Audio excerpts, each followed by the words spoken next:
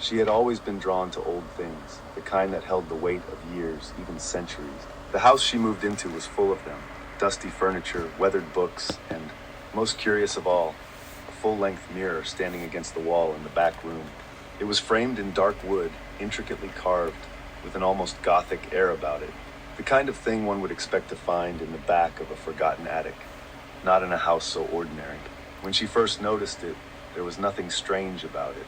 Just an old mirror, a piece of furniture that didn't belong. But over the next few days, something shifted. At first it was subtle, a faint scent, like perfume, lingering in the air around the mirror. The room felt colder, as though the mirror was drawing in the warmth of the space, leaving only an unnatural chill behind. She told herself it was just the drafts in the old house, nothing more. But then the whispers began, soft like the wind, barely perceptible at first. She'd stand in front of the mirror, brushing her hair, and think she heard something. A voice, a hum, or maybe her imagination running wild. But the more she tried to ignore it, the more it became impossible to deny. One night, the whisper was louder, clearer. She stood before the mirror again, caught in the haunting gaze of her reflection. It wasn't unusual to check herself after a long day, but tonight felt different. She noticed something in the reflection. Her face was off. The lighting in the room was dim, but her reflection seemed to have an unnatural sharpness to it, as if the mirror had stolen the softness of her features. A jolt of unease ran through her, but she quickly shrugged it off. It was just the shadows playing tricks. Yet, she couldn't stop herself from glancing back at it every few minutes.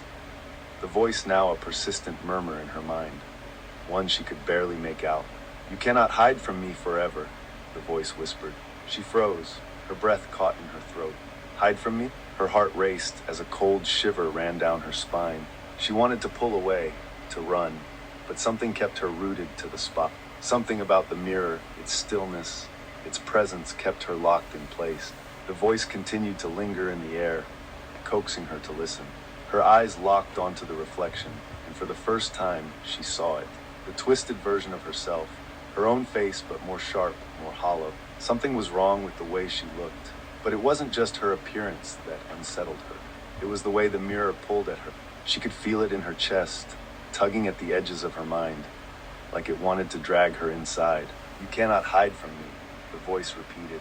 The words felt like a weight on her chest, and she gasped, stepping back. But even as she tried to retreat, she felt her body involuntarily drawn forward.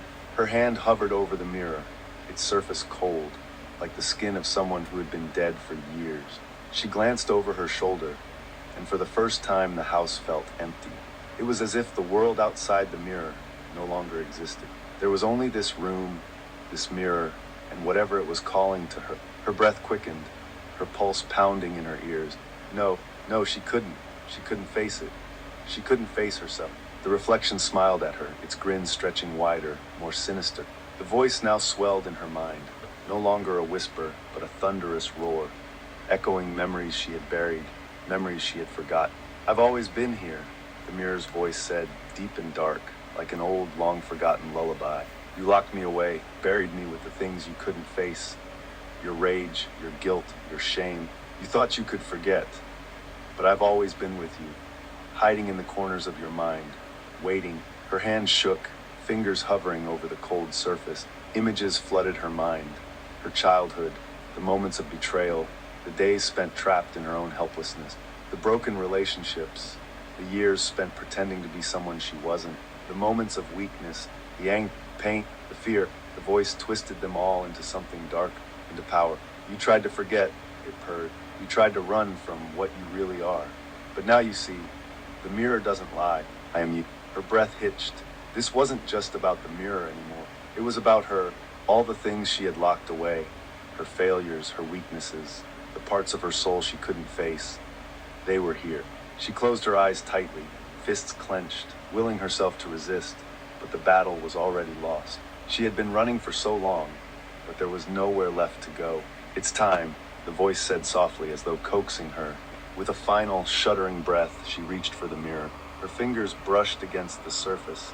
The glass rippled beneath her touch, cold as ice, and just as smooth. The room around her seemed to vanish into darkness, her vision filling with the glass's silvery gleam. drawing her in like the depths of a frozen lake. "It's time," she whispered.